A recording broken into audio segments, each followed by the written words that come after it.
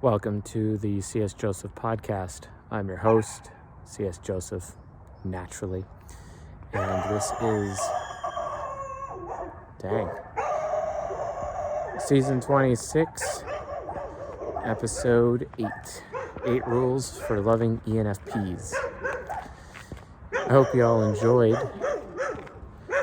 Woof, woof. I'm surprised the dogs right next to me here haven't just exploded in laughter or barking. You know what I'm saying? Either way, it's pretty fascinating. Welcome to my nighttime walk while I am doing this particular lecture. Gosh, that was loud and distracting. Shouldn't have that anymore. Having to deal with that anymore, at least. So, last episode we talked about 8 rules for loving ENTPs, and it was a pretty raw episode, I'll admit. Excuse me, I just a little fresh off my dinner right now. But anyway,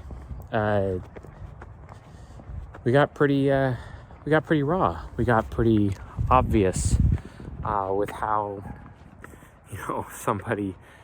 The rules, how someone should be loving ENTPs, etc. But ENFPs, you might think that, hey, they got half the functions with ENTPs. All the same rules apply to them. I mean, yeah, sort of, kind of, maybe, but not really as much as one would think. Not really. So, ENFPs are they're very complex. One of the reasons why they're so complex is because they are literally the most abstract of all the types. They are the absolute most open-minded, I'd say, of the 16 types. And that basically means that it carries a lot of complication. And not only that, they have their deadly sins of wrath and lust, that come from being part of the soul temple. And they're very focused on, being a person of good character or finding people of good character. Whereas an ENTP is more focused on passion. So the rules for loving ENFPs end up changing and adjusting to kind of fit either the narrative or the imperative, I guess is a more accurate word, the imperative of their temple, which is the soul temple. And the main deadly sin they have is lust, and their secondary deadly sin is wrath. It's one of the reasons why my ENFP mentor, Mr. Jeff Fisher, could end up leaving some little kid's dad beaten up bloody on the floor, shaking him down for money after he didn't pay up his debt for a drug deal that they did previously. And that ends up being, a big issue. It's always interesting how ENFPs often get involved with those kinds of shakedowns. And he definitely shook that guy down, but he didn't get any money out of it. One of the additional crimes, that was just kind of added to him and his character, basically. And it's so interesting because you see people who are part of the soul temple and they are all about character, but when it comes down to it, they have the worst character of all the types. It's just so fascinating to me. And then they oscillate between best and worst character. It's so fascinating. But then again, you look at an ENTP like myself, who's part of the heart temple, and the heart temple is all about passion, right? And by the way, if you guys don't know about the temples, we have some episodes on it, which I'm going to be reshooting those to go into larger depth pretty soon. And those are available in the members area for those of you that lost your links to season 18. So csjoseph.life/members. Join Journeyman so you can become a member and get access to that private content. When we release our own version of the Enneagram, which I believe is going to happen in April, I hope. when we release our own version of it, it won't be called a Enneagram, that's for sure. There's going to be more spokes of it added, etc. But when it comes around, it's going to be very temple focused. And you're going to have to know the temples in order to navigate your way on that. So more on that later. But ENFPs, as much as I hate to admit it, they really are special snowflakes. They really are. Given that they're the most abstract of all the types, they're triple affiliative. They're also triple movement, which is insane if you think about it. They're always moving so quickly. It's hard to keep them down. They're so insanely open-minded. They have all these abstract concepts organized, and they actually follow themes. And thank you, Chris, for making me aware of how thematic they are and how themes are actually what guides the TE child thinking of an ENFP, which is kind of it, because if you think about it, like rationale kind of works from a thematic point of view and not a logical or factual pointed point of view. And it's nice to understand that theme. And at any given point in time within an ENFP's life, they're actually living by themes. They really are living by themes. And if you're not going to fit that particular theme or have the ability to change between themes, it's kind of like they have this eternal cosplay in their head, and you, their lover, has to get used to putting on a new costume all the time, then you're kind of going to get fallen behind. And that's a huge, huge issue. But what's really interesting about that is that Templar Templars are oftentimes willing to go so far as to role play whatever theme that the ENFP is actually in the mood to do. And, good on them. It's really important. So yeah, role play when it comes to ENFP sexual relationships is a really big deal. It just makes TE child happy. It makes SI inferior happy because of the variety that comes from role play as a result. Now, there are a few ENFPs watching this right now, and they're like, no, that's not me. Well, that's because you've been too scared with your SI inferior to try something new, and it doesn't actually have anything to do with your life experience. Maybe you should just, stop being a pussy and actually try it out. You might actually have fun in your life. You might actually enjoy your life, especially your sexuality. So stop putting limits on yourself. NI nemesis. You might want to stop worrying and despairing about your own future and stop always going for the vanilla, right? I thought you guys were the most abstract of all the types. I thought you had the most open-minded, I get that you're triple affiliative, but get over the affiliative. Aren't you supposed to be affiliative for the sake of becoming pragmatic or understanding pragmatism? I mean, that's the whole point behind what it is to be an ENFP after all. So why not? Also, I get that people are frustrated they can't really see me on this walk, but get over it. The audio is more important than the video. I mean, who wants to be seeing my talking head all the time? So, and remember, this is a podcast first, YouTube channel second, okay? So for those of you out there who disagree with that or were not aware, now you know. And that's just how I roll. It's all about my SI inferior convenience, and the reality of the situation is I will continue to put my convenience over everybody else's convenience. Otherwise, I'm not even going to show up, because that's what my SI inferior needs. So I would ask that this audience would help continue meet that need as I continue to cast vision for all of you so that you guys can have better lives. I think it's a very nice trade. That's my ESFP demon talking with its interest-based awareness. That's what you guys are getting out of it, and this is what I need to do. This is what I need to get out of it in order for me to keep continuing. So convenience when content creation is important. So Anyway, you got to understand, like, from an ENFP point of view, they really are this special snowflake, and they are extremely integral to the fabric of society itself. And basically, when it comes to fostering ideas and inserting the freshest, newest ideas into people in order to cause cultural change. And it's because of just how open-minded they are. And it's due to that open-mindedness that they are so open-minded to all things sexual.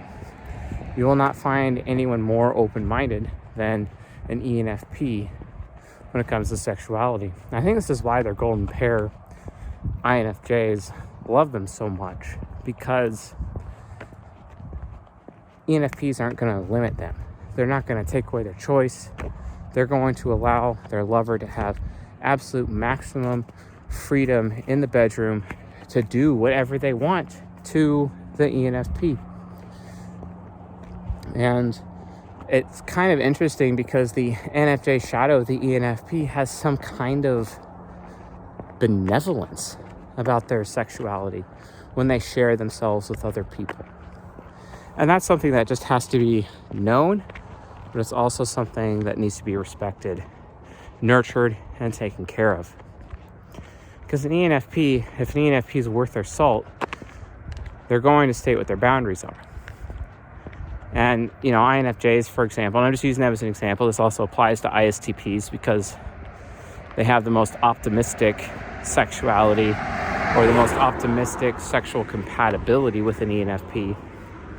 That communicating those boundaries is really important, especially to those two types, because they're so afraid of failure and they're so afraid of, God help them, rejection. But the ENFP, it's not going to reject them. The ENFP, even most of all, is not going to pressure them. SE Demon just doesn't care about pressuring other people, especially in the bedroom. Unless, of course, the ENFP actually feels pressured. And what SE inferior or SE parent is really going to be pressuring their partner sexually? They really don't. And even if it seems like they are, they're going to back off if challenged. So there's never really a concern or a worry about ENFPs rejecting their lovers. So first things first, you could call this rule 0. Don't fear rejection when it comes to the ENFP. Also, we'll talk a little bit about this when we get to rule 2, but you got to be aware of preference. ENFPs are extremely picky and they have a lot of preferences, but that's also a strength because they always end up taking on new preferences all the time. It's like a deck of cards.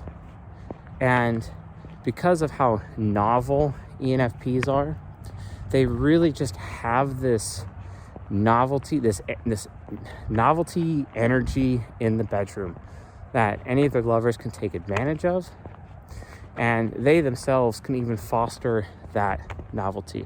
That's why you always see ENFPs at, for example, Renaissance fairs or cosplay situations, because that's what they do. That's their form of role play. And any possible role out there is just available to them, especially when it comes to the bedroom. But then at the same time, they allow those roles to also be explored by their partners, and they give their partners the full freedom to do so. And that's just not very common out there. And this is one of the reasons why I believe, and it's not necessarily a fact, but it's just a belief of mine, as to why ENFPs, especially ENFP men, end up having some of the widest variety of lovers in their life because of that right there, because of the special snowflake that they are.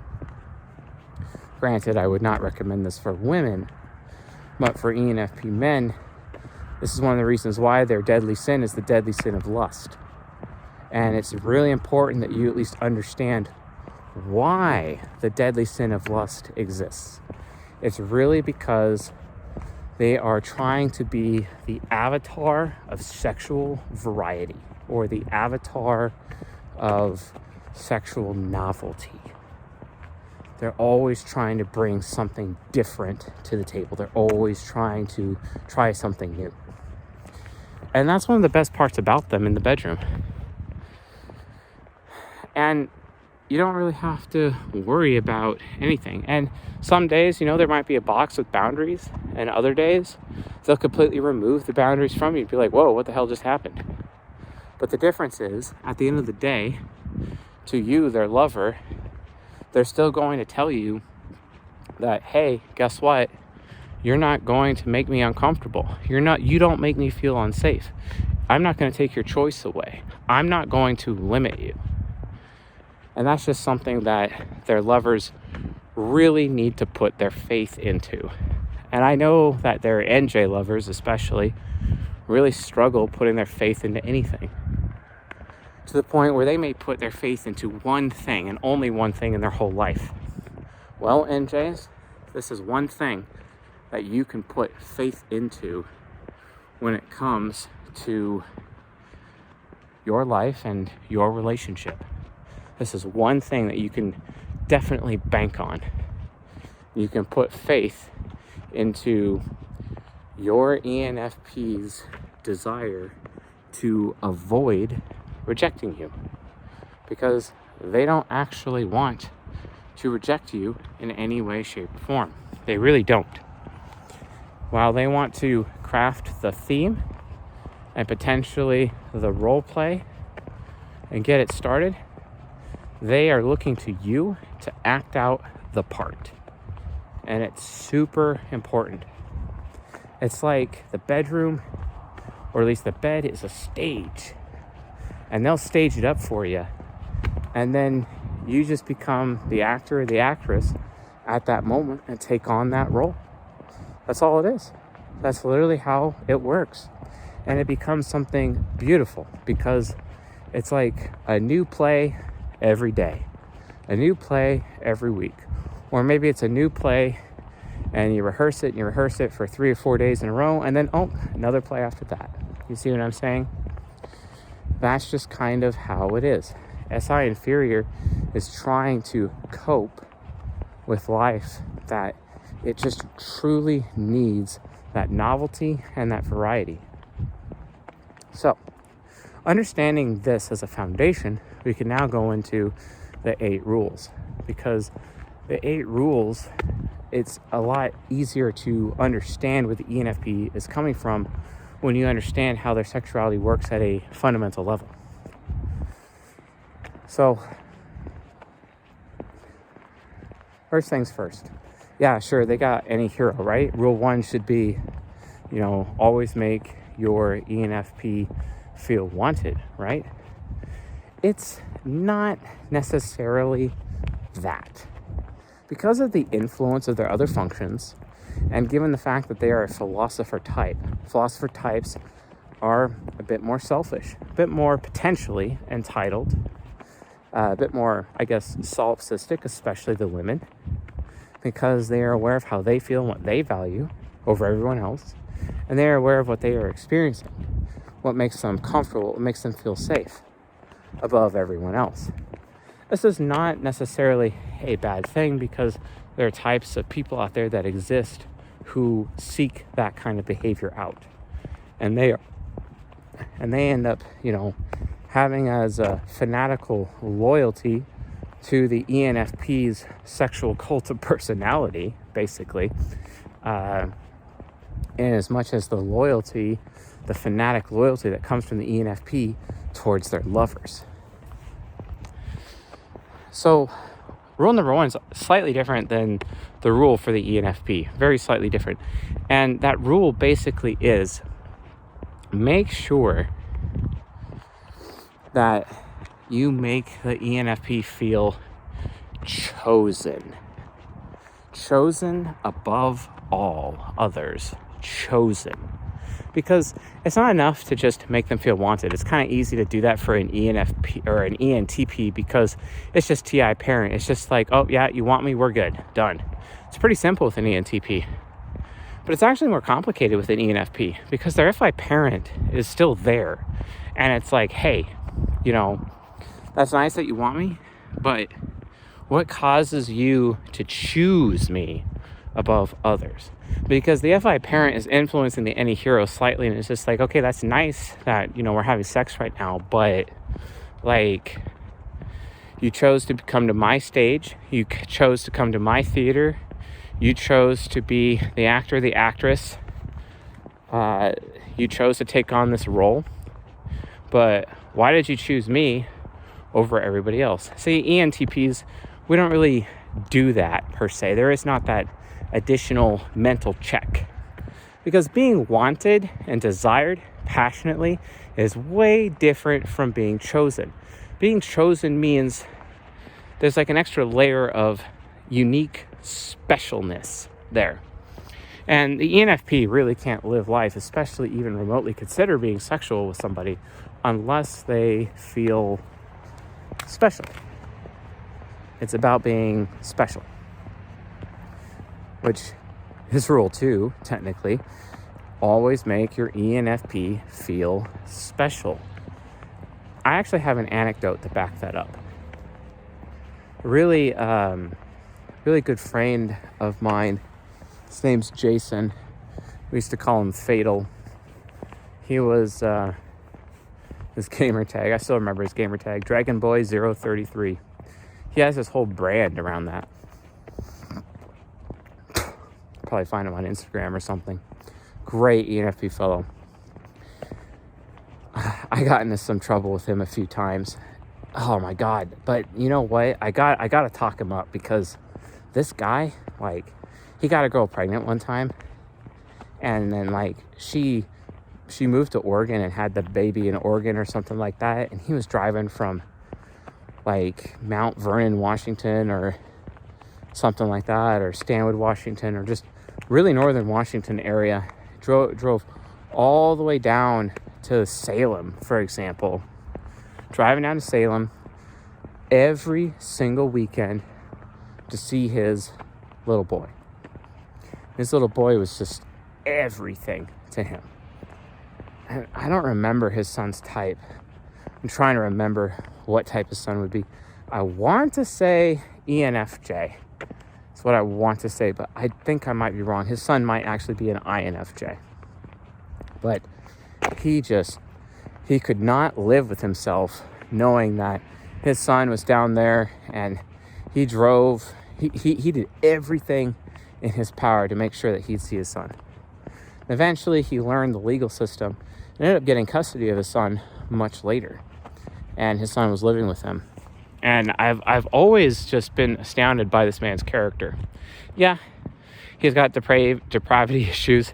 Yeah, there's a couple of deals that went down or went south that him and I were involved with back in 2012, 2010 through 2014, basically, when I was in my northern Washington stomping grounds.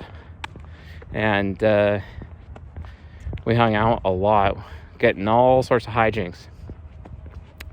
But later, and his name's Jason, fantastic fellow. But later, Jason and I, it's actually funny, one of my very, very first coaching clients I ever had, and I think this was in, 2013. One of my very, very first ones. It was this girl that he was dating. He considered marrying her. He absolutely loved her. But he could tell something was wrong in their relationship.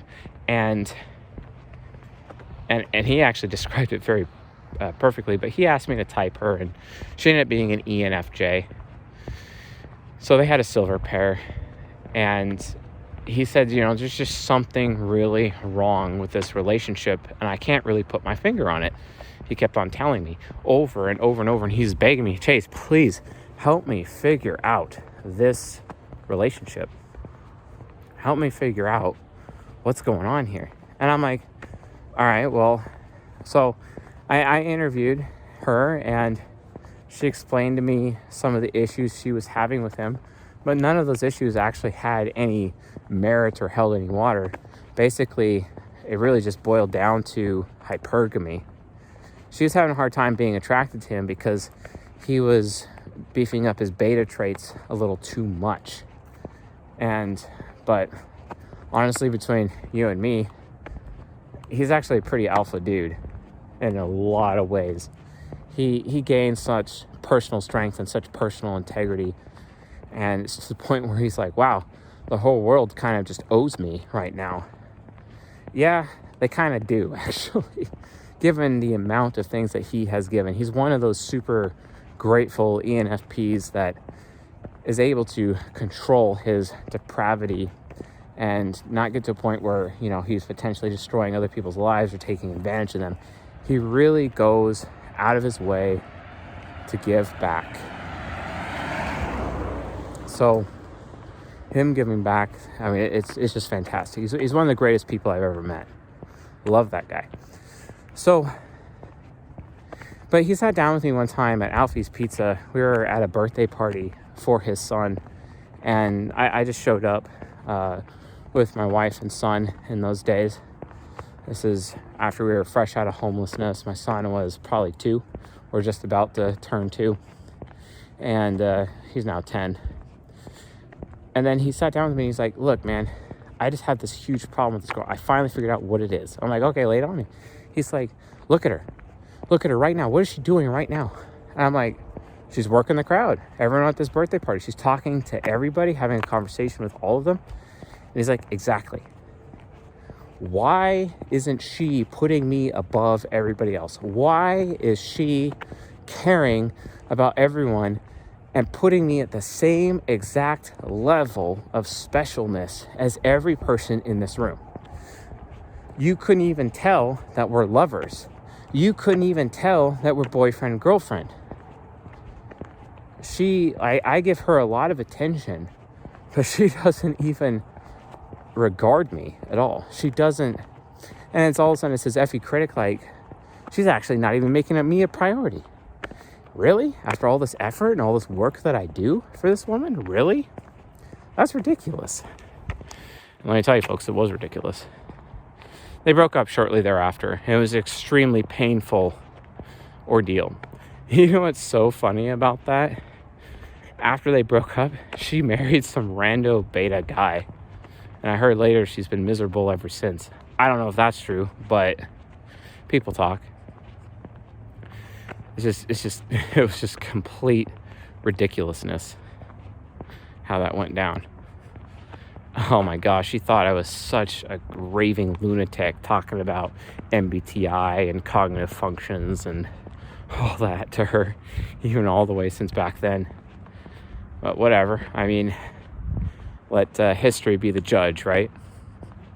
So, rule number 2, make sure that you are going out of your way to make the ENFP feel special, but not just special like anyone, like you would anyone. You got to make them feel special above everyone else. And you have to prove to that FI parent concretely that they are important to you.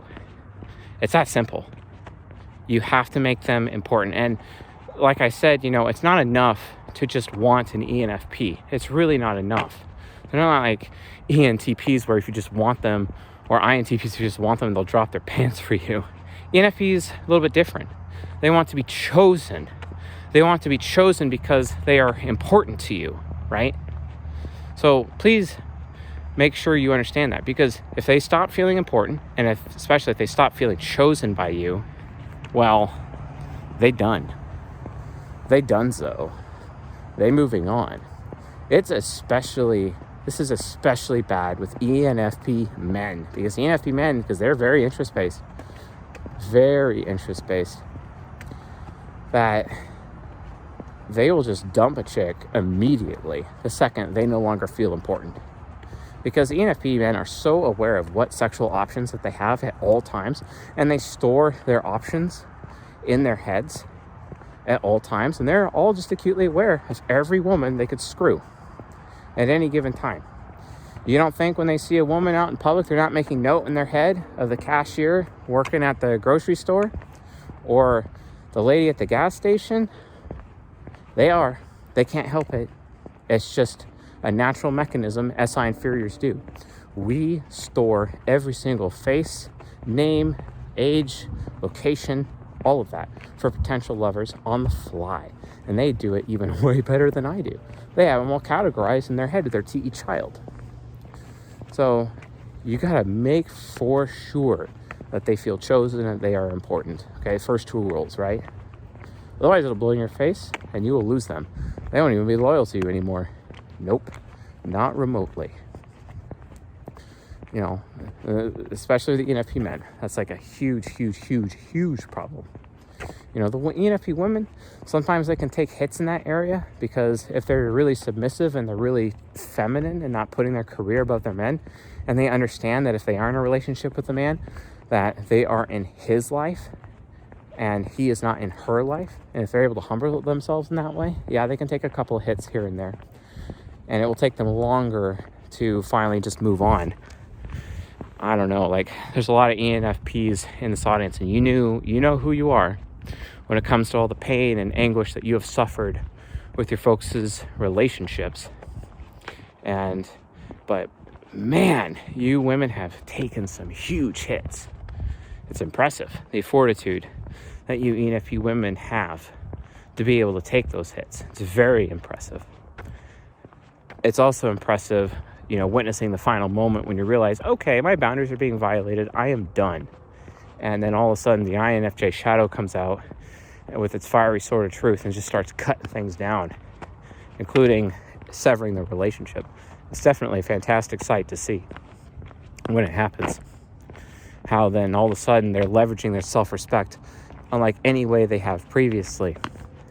It's utterly fantastic. So beyond that, the next rule.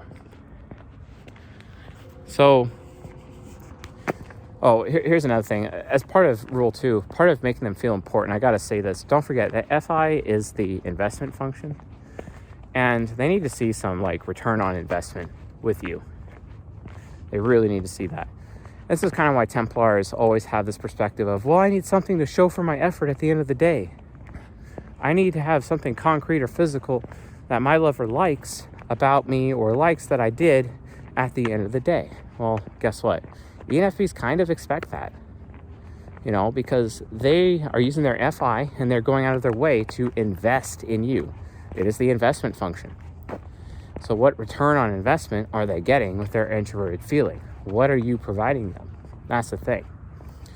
This is one of the reasons why Templars have such pressure to keep performing, is because the existence of ENFPs. So keep that in mind as well. Rule 3, always treat them with respect. Treat them with regard. But here's a way that you can actually do it. Speak highly about them, but to other people, especially behind their back. If there's one thing I know, is that you cannot hide from an ENP. We'll always figure out any secret you have, especially ENFPs. They will always figure it out. And those ENFPs, they'll always hear the bad stuff you say, and they'll always hear the good stuff you say. And there's nothing quite like hearing good things about them from other people, because they find out that you're saying great things about them to other people behind their back. Because naturally, they think people are talking about them all the time, saying good or saying bad things, because they take their reputation so seriously. Obviously, as part of Rule 3, don't harm their reputation. Do your best to support it. But the thing is that you need to take an active role. You have to talk good things to other people about your ENFP that your ENFP knows, so that those other people report back to the ENFP and tell your ENFP the good things that you said. You do that, you got their loyalty for life. Absolutely, you have that for life. Here's the other thing. To your child, it's all about their opinion. As part of Rule 3, you need to be willing to listen to their diatribe, long opinions, and challenge those opinions gently, and basically be like, well, why? Or how? Or just ask questions, because it helps them think. They already walk around like knowing that they have a hard time doing logic and living life by themes alone with their extroverted thinking child. But they really need a sounding board, because they won't be able to explain what they're thinking without that sounding board, and they really need that. It helps develop a little bit of closeness with them, is just having that sounding board. Now, granted, as part of Rule 2, making them feel important, sometimes you're just going to have to listen to the ENFP completely purge and barf out all of their stored negativity and all their problems all in one instant. They don't expect you to solve any of those problems. They just want to be heard in that moment. I don't care if it's a man or a woman ENFP. It definitely applies to both, right? So keep that in mind. Keep that stored up in your hat, little feather in your cap, as part of observing Rule 2. It's very important. Now, Rule 4, it's pretty obvious. It's like, what do you do about SI inferior? Recognize that it's going to be a baby. Recognize that it's going to cry and it's going to need a diaper change. Just like what I said with ENTPs. Don't make it uncomfortable. Don't make it feel unsafe. Don't give them any reason to be disloyal to you or dump you on your head because you've been violating the first 3 rules, right?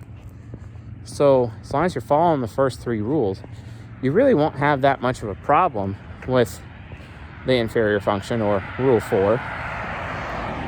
But always seek to make them feel comfortable or safe. It's kind of simpler than what you would do for an ENTP, because ENFPs can actually be pretty simple in that way. And also, like, SI inferior Rule 4 is one of the reasons why almost every ENFP out there says physical touch is their love language, but it's the physical touch that they are being touched. So definitely use touch a lot in your relationship with them, because they find you touching them being very endearing. So use that as part of observance of rule number 4. I would say I find touch, as an ENTP for my SI inferior to also be endearing, but not as much as an ENFP would. Because for me, if I don't already feel valued or listened to or wanted or desired, especially passionately wanted and desired, to the point where there's extreme enthusiasm in the bedroom for me, then I don't really care if I'm being touched at all. Not unless those previous things are being met. You see what I'm saying? But with an ENFP, touch can really actually heal a lot of problems. Just like my ENFP uncle, he's always talked about how anytime any woman would ever start cutting his hair, he'd be sleeping with her as soon as her shift was over. He'd have sexual contact with her immediately following when she got off work. He just couldn't resist. So use physical touch to your advantage when observing Rule 4, because it can really bring them this air of calmness. It can help bring zen in their life. Little tiny massages, even just the rubbing of fingers on skin, any form of skin-to-skin contact or just touch thereof, it really can help them calm down. And that's what they need. They need a life of calm. They need that zen. Like any philosopher needs zen. But they're already so zany and they're already so fast. That touch really is what helps ground them to the earth. It helps them ground them in reality and brings them back to reality. And then it will help them calm down and chill out. Rule 5. Yeah. Share your hopes and dreams with your ENFP, kind of like you would do with an ENTP. But the difference is you kind of want to do it in a way where it's not necessarily all about your hopes and your dreams individually. It's about a shared hope or a shared dream, because they're triple affiliative. They want to be on a team. And talk about your dream that includes them. Maybe even talk about their dream that they have and how it includes you. but talk about that and how you're working towards that in your relationship with them. They find that really enduring, and it takes the despair away. Whereas the ENTP is a little bit more simple with their nemesis function for Rule 5. It's more of like, hey, like literally just tell me what you want. TI parent wants to know. Whereas, independence, and it kind of seems like the ENTP's running a separate life from their lover, but the reality of the situation, that's not the case. Whereas with the ENFP, everything is so intertangled, everything is so entwined. Wow, it's the other dogs this time. And because of that, shooting star. That was cool. Barky, barky.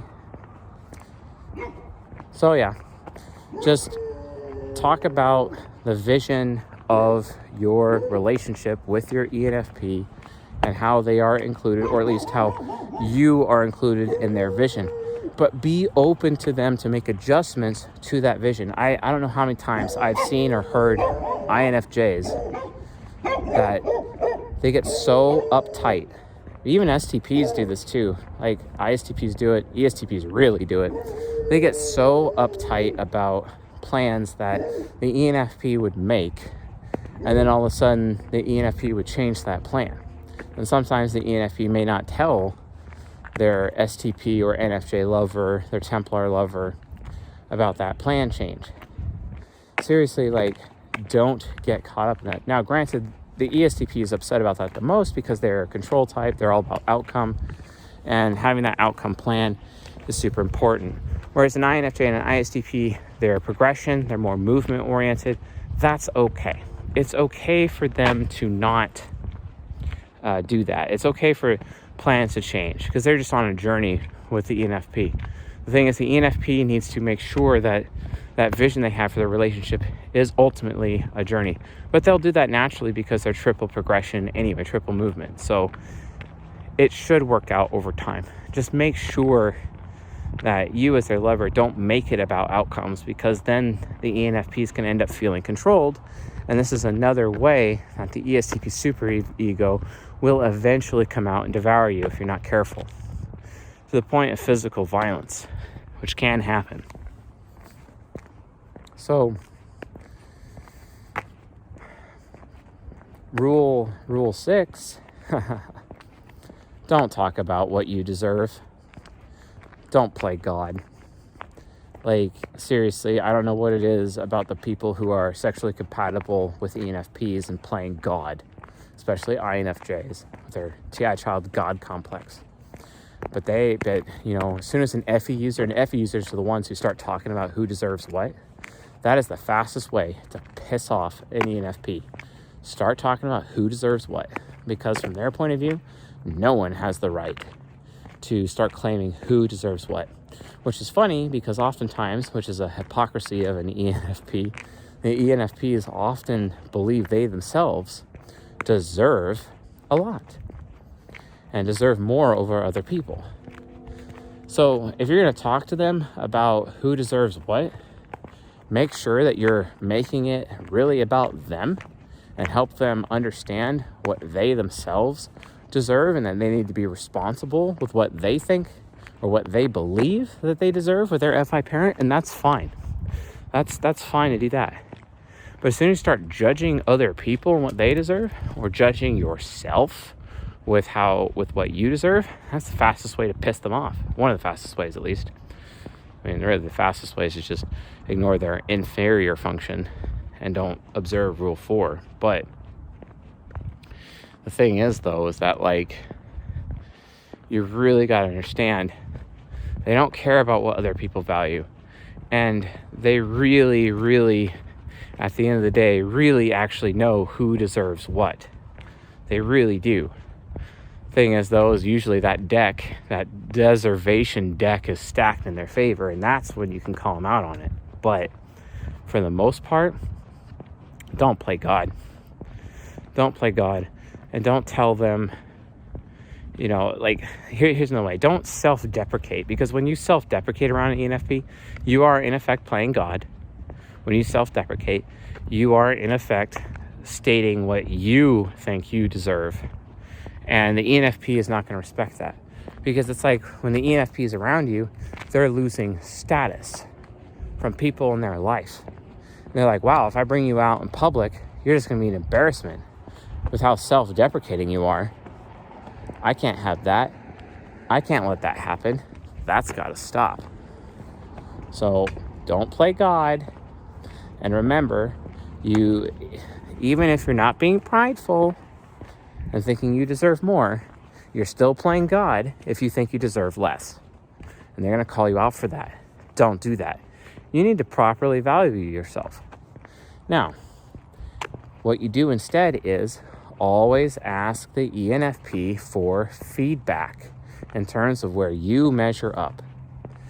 That way, if there are any problems, you can fix them. And that way, you don't have to self-deprecate at all. But if you're self-deprecating, it's actually because a lack of communication on your part to convey your feelings of worthlessness or uselessness, or you're not good enough, you don't measure up, but you didn't even do them the justice of asking.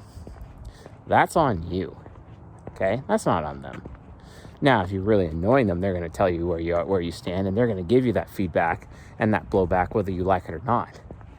But it's your responsibility as their lover to be proactive. Being proactive is also another way that you can observe Rule 1. It continues to make them feel chosen above other people when you yourself are proactive, okay? Rule 7. They really don't know what they think, and that's okay. Why does everyone tell ENFPs how stupid they are? A lot of ENFPs out there are absolutely brilliant. Chris Taylor is absolutely brilliant. Tai Lopez, absolutely brilliant. Kevin Hart, absolutely brilliant. Conor McGregor, he's brilliant, okay? You gotta keep going. These people are brilliant. Okay, I get that they have TI trickster. I get that they have a hard time finishing their thoughts. But there's no reason to make them feel stupid, because as long as you continue to encourage them to read books and just get information and get factoids, guess what? They'll just keep being more brilliant over time. And just encourage them to follow the themes. Follow the themes. It's like the yellow brick road with their TE child. And that little Dorothy TE child will finally realize it had the power all along to go home, which is ultimately where the ENFP wants to be, is home. Hopefully you, their lover, is that home. So when you're criticizing them, make sure you preface what you say. Hey, I don't think you're stupid. I just think you don't understand. Preface, add preface. It's really important to add preface for TI Trickster. Also, don't expect them to come up with things on the fly unless you're going to be okay with them providing bullshit. And this is without being a sounding board. You need to be a sounding board for their thoughts. It's another aspect of Rule 7. Always be the sounding board. Always. It's super critical. They can't think without thinking aloud. And it gets worse if they don't have anyone to think aloud with. Because if they don't have anyone to think aloud with, it's as if they're not even thinking at all. And then they just feel stupid. And then they just feel bad about themselves. And then they lose all motivation. It's your job to get in there and fix that. Or at least help them stave against that type of behavior. So keep that in mind. It's a really important thing to realize. And the final rule. Rule 8. Don't make everything about you. That's really the simplest thing I could say. Good thing Templars, or at least the people who are supposedly compatible, sexually compatible with ENFPs, make it all about everyone else, and they're very naturally external. But that's not to say that an INFJ, for example, or an ISTP, for example, isn't entitled. In last night's Hypocrisy of an ISTP episode, we talk about ISTP entitlement. That is a thing, okay? So, but really, Rule 8, as simple and as direct as I could put it, it's not about you. Because the second you make it about you, that's when your ENFP starts hating you. They go out of their way for you, giving you special treatment, getting you into the coolest clubs, the coolest areas. They go out of their way to make you feel like a VIP along with them because they treat themselves like a VIP and they bring you along for that VIP ride. But as soon as you start making it about you, they're no longer the VIP. And then you're taking away their VIP status and making it all yours. How is that going to how are they not going to hate you for that? I mean, you're just bringing it on yourself then. That's like one of the most stupidest things you could ever do. You gotta understand, the ENFP in your life, they are a VIP. You need to treat them that way. Don't make it about you. Unless there's something though, and you finally oh crap, I really actually have this need. Help me figure it out. Help me think about it. Okay, yeah, sure. Ask them their opinion. But again, in asking their opinion, or you asking them about what will happen if you do it, talking about the consequences, you're still factoring them in, and you're not making decisions without them.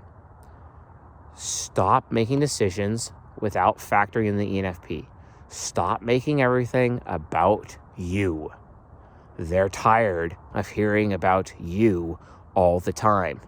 They have enough crap in their head to deal with from their own life. They don't need additional burden, okay? That's Rule 8. Follow it, and you'll be really successful. I promise. Anyway, folks, thanks for watching this lecture. That's the end of this lecture. If you found this lecture useful, helpful, educational, enlightening, please subscribe to the channel. Please leave a like and a comment. I'd really appreciate that. I hope you guys are enjoying the 8 Rules for Love series. Don't forget, we have our new relationships course that should start being available for sale on February 1st. It's going to be a big deal. It's going to have a lot of videos in it, at least 60 some videos, training you how to protect your relationship against failure. It's going to be pretty fantastic. It's going to have a lot of these similar strategies that we have in 8 Rules for Love, but very heavily expanded.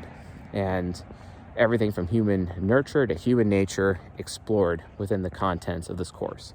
So we're going to get ready to announce it. It's coming. It's around the corner. And I hope you folks enjoy it when you have it. We're going to have a lot of resources added to it. The companion guide 2nd edition is going to be in it. That's going to be amazing. Imagine having data sheets on all the cognitive functions with their proper definitions, mature and immature variants added. It's going to be pretty awesome. And there's so much more that's only going to be available in that course and nowhere else. So I hope you guys will love it when it comes out. I know you will. And so yeah, please just be aware. It's around the corner, and it should be available for sale on February 1st for pre-order. And I think it's going to be releasing on the 12th, just before Valentine's Day, provided everything goes right, of course. So anyway, folks, thanks for watching, and I'll see you guys tonight.